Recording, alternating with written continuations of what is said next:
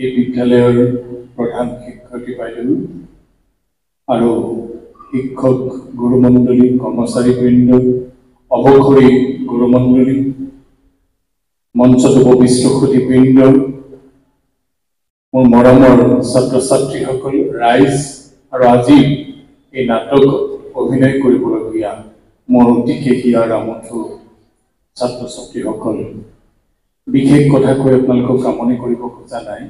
এটা পৰম্পৰা আছে যে এটা অনুষ্ঠান আৰম্ভ হ'লে উদ্বোধন কৰি দিব লাগে বুদ্ধন মানে হ'ল জগোৱা জগাই দিব লাগে মোক জগাই দিবলৈ সুদূৰ ওদালগুৰিৰ পৰা দীপমণিয়ে মোক মাতি আহিছে মই ইমানৰ মানুহ নহয় তৎসত্ত্বেও যিখিনি হওক এটা আনুষ্ঠানিকতাৰ খাতিৰতে উদ্বোধন কৰিবলৈ আগবাঢ়িছো আমাৰ যিসকল কলা কৌশলী অথবা শিল্পী আজি ইয়াত অভিনয় কৰিব আমি জানি খুব গৌৰৱ অনুভৱ কৰিছো কাৰণ নাটক নামৰ যিটো কলা এই কলাটো ইতিমধ্যে মৃত্যুপ্ৰায় অৱস্থালৈ গৈছে এটা সময়ত যাত্ৰা পাৰ্টি আছিল এতিয়াও নামনি ক'ৰবাত আছে যদিও খুব চোকাচায়াকৈ গৈ আছে আমাৰ দৰং অঞ্চলতো ওদালগুৰি অঞ্চলতো আছিল কিন্তু এতিয়া নোহোৱা হৈছে নাটকত লাগি থকা মানুহ খুব কম আমাৰ বিবেক খুব ভালকৈ লাগি আছে গতিকে তাক মই ধন্যবাদ জনাইছো তাক বুলি মই এইকাৰণে কৈছো মোৰ খুব ভাইটি আমি নিজৰ ককাই ভাই দৰে থাকো এইকাৰণে তাক লৈ গৈছো আপোনালোকে বেয়া নাপাব যি হওক নাটকে সমাজ পৰিৱৰ্তন কৰিব পাৰে নাটকে এটা জাতিক জগাই কৰিব পাৰে নাটকে এটা জীৱন সুন্দৰ কৰিব পাৰে এই কথা সন্মুখত ৰাখি আমাৰ ছাত্ৰ ছাত্ৰীসকলে আজি যিসকলে অভিনয় কৰিব তেওঁলোকে অভিনয় যাত্ৰা আৰম্ভ কৰক আগবাঢ়ক তেতিয়া আমাৰ সমাজখন আগবাঢ়ি যাব আৰু এদিন বৃহত্তৰ অসমীয়া জাতি বিশ্বৰ দৰবাৰত আমি প্ৰতিষ্ঠিত হ'ব পাৰিম গুৰুজনাৰ এই যি সপোন জ্যোতিপ্ৰসাদ আগৰৱালাৰ যি সপোন বিশ্বৰাভাৰ যি সপোন ভূপেন দাৰ যি সপোন সেই সপোনক আমি বাস্তৱত ৰূপায়িত কৰিব পাৰিম লাগিব মাত্ৰ আমাৰ ছাত্ৰ ছাত্ৰীসকলে একাগ্ৰতা অভিভাৱকসকলৰ লাগিব অকণ চেষ্টা অকণমান আশা থাকিব লাগিব তেতিয়া আমি আগবাঢ়িব পাৰিম জাতিটো ইতিমধ্যে পংগু হৈ গৈছে আমাৰ লোককলা সংস্কৃতিবিলাক হেৰাই গৈছে এই নাটকৰ এটা কলা ইমান কঠিন কলা যাৰ বাকীবিলাকতকৈ নাটকটো আটাইতকৈ কঠিন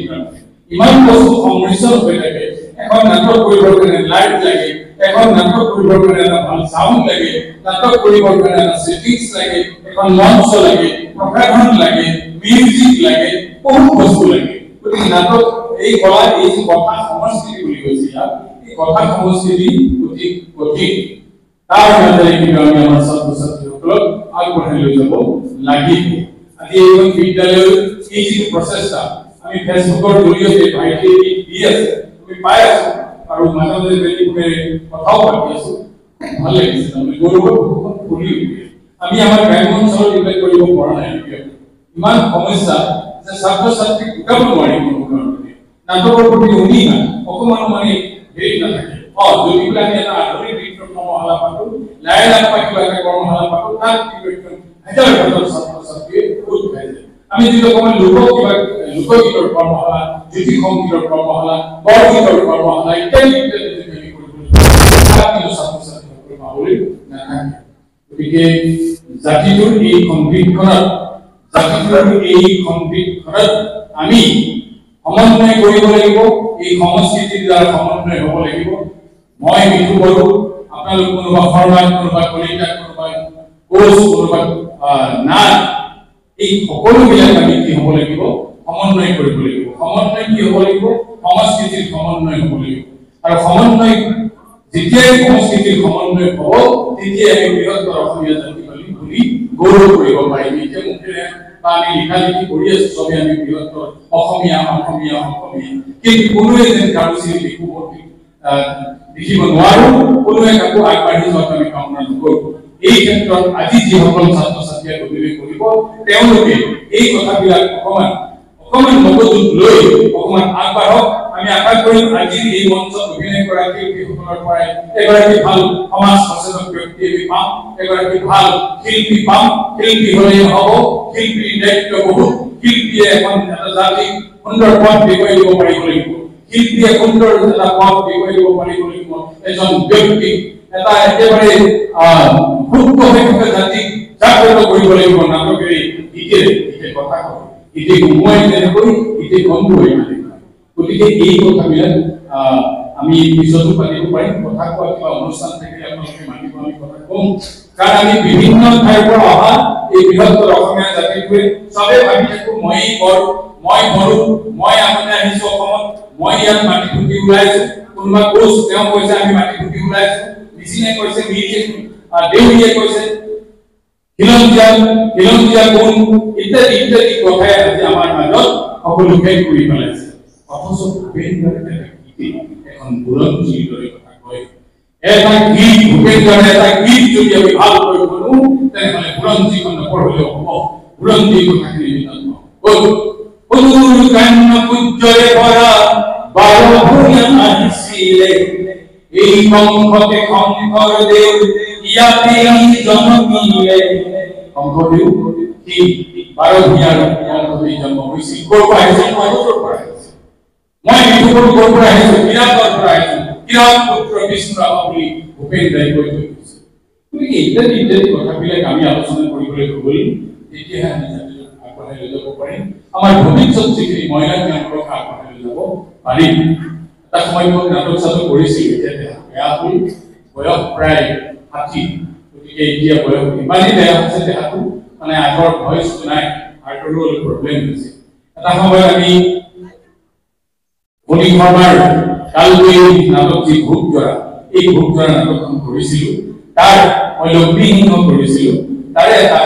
খুব মোৰ মনত সাজ বিষয়ে থোৱা এটা সংলাপ মই আপোনালোকক গায়কনা ক'ব খুজিছোঁ মই সেই বিহুকে পাল কৰিম তোমাৰ মুখ দিলে কাল ভক্তিৰ পদাৰ নাচন মই ভাল যোৱা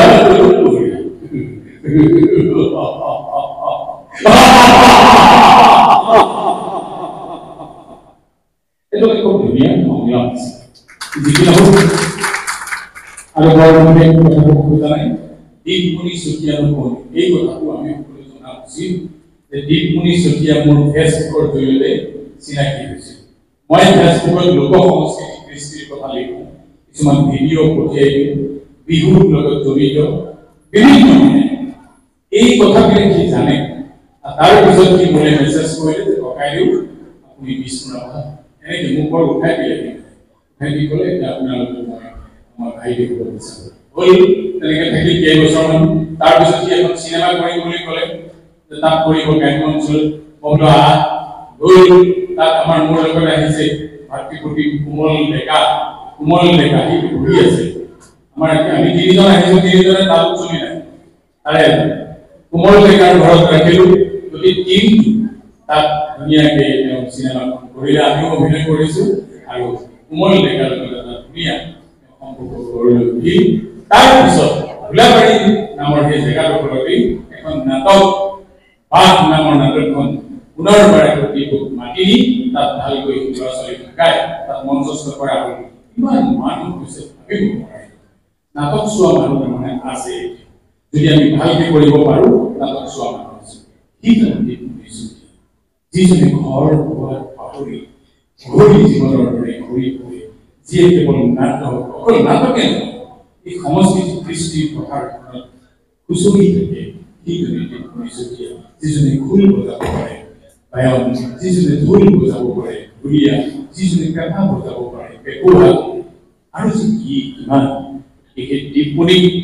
আমাৰ উপৰোক্ত বক্তাই কোৱাৰ দৰে এই বিদ্যালয়ত পাই আমি খুব গৌৰৱ অনুভৱ কৰিছোঁ বাইদেউৰ লগতো কথা পাতিছোঁ বাইদেৱে নিজে ক'লেই যে দীপক ভাই আমি খুব গৌৰৱ অনুভৱ কৰিছোঁ পিছে সি কেৰাঙী টেবুলত বহি থাকিব নোখোজে তাক নাটক পালে আৰু একো নালাগে বুলি কৈছে গতিকে এই তাৰ যিটো লাইন সেই লাইনটো যে বাইদেৱে বুজি পাইছে পাই যে তাক এটা